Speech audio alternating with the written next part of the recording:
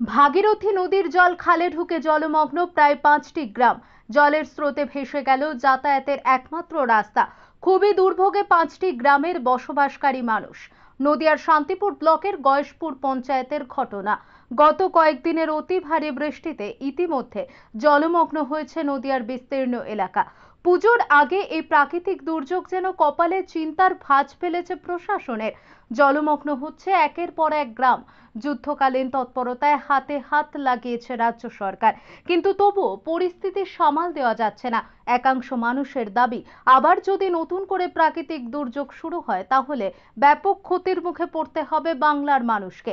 যদিও শান্তিপুর গয়েশপুর পঞ্চায়েতের 5টি গ্রামের একই অবস্থা।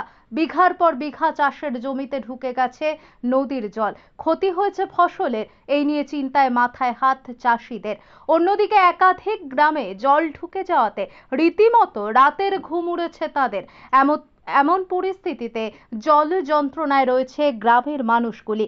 পারাপারের জন্য করা হয়েছে অস্থায়ী ঘাট, সেখান দিয়ে সাধারণ মানুষ যাতায়াত করছেন গ্রামে পৌঁছানোর জন্য। সব মিলিয়ে শান্তিপুর গয়েশপুর পঞ্চায়েতের বর্তমান পরিস্থিতি খুবই খারাপের দিকে। এখন দেখার জল যন্ত্রণা থেকে কবে 5টি গ্রামের মানুষ মুক্তি পায়, নাকি নতুন করে আবার তাদের পড়তে হয় অন্য কোনো বিপদের মুখে। তবে চোখে মুখে এখনো আতঙ্কের ছাপ কাটছে না বসবাসকারীদের। নদিয়া থেকে জগন্নাথ মণ্ডলের রিপোর্ট। আপনারা দেখছেন আরবিপি টিভি বেঙ্গলি নিউজ চ্যানেল। সঙ্গে থাকুন, চ্যানেলের পাশে থাকুন। দাদা, নৌকা করে পার হতে হচ্ছে কেন? নৌকা করে কেন পার হতে হচ্ছে? এই রাস্তা ডুবে গেছে। আচ্ছা, কবে থেকে জল উঠেছে? আর 4 দিন। এই ভাগীরথীর জল বাড়ার পরেই? হ্যাঁ। এখন নৌকাই ভরসা? এখন নৌকাই ভরসা। কটা গ্রাম আছে ওপারে? ওপারে 4টে। তাহলে 4টে গ্রামের মানুষ এখানে নৌকাতেই যেতে হতে? হ্যাঁ। কতটা দুশ্চিন্তার মধ্যে আছেন? বিরাট দুশ্চিন্তায়, মানে আর একটু বাড়লি তা আরো বিপদ হতো।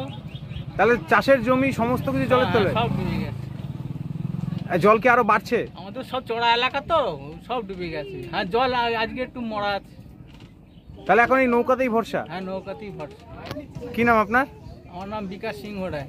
কোন জায়গায় বাড়ি? গয়েশপুর। এই যে জলের স্রোত, কতগুলো গ্রাম জলমগ্ন হয়েছে?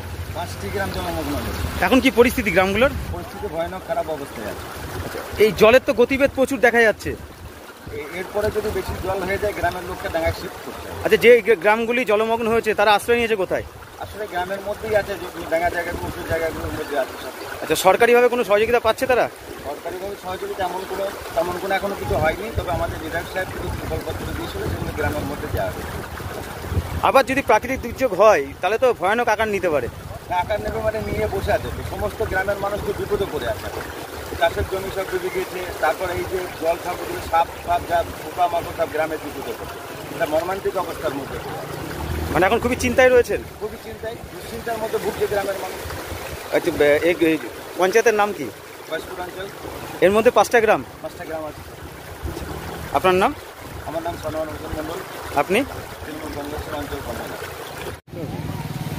দাদা, আপনারা তো চাষি, এই যে জল বাড়ার কারণে কতটা ক্ষতি হয়েছে? প্রচুর ক্ষতি হয়েছে। আমাদের পটল, ঝিঙে, উচ্ছে, এসব ধান, পাট, বহুত কিছু ক্ষতি হয়েছে। বেশ কয়েকটা গ্রাম তো প্লাবিত হয়েছে। 5টা গ্রাম একদম ফ্ল্যাট হয়ে গেছে, দিয়ে খুব মানে লোকের দুর্যোগ আছে। তারা কি পরিস্থিতি আছে যারা ওখানে বসবাস করে? তারা এখন জলের মধ্যে এখন ভাসছে। ধরুন, ঠিকমতো খাওয়া দাওয়া পাচ্ছে না, ধান পাচ্ছে না, কিছু পাচ্ছে না, তিরপল পাচ্ছে না। কি চাইছেন সরকারের কাছে? সরকারের কাছে গরিব মানুষের জন্য তিরপল, চাল, মানে খাবার যেটা আসে সেটা। মানে এখন আপনারা অনেকটা কষ্টের মধ্যে? খুব কষ্টের মধ্যে আছে, খুব কষ্টের মধ্যে আছে। সে কথা বলার মতন নয়, না দেখলে বোঝা যাবে না। আপনার নাম? আমার নাম বিশ্বজিৎ বিশ্বাস। আপনি চাষি? চাষি। কোন জায়গায় বাড়ি?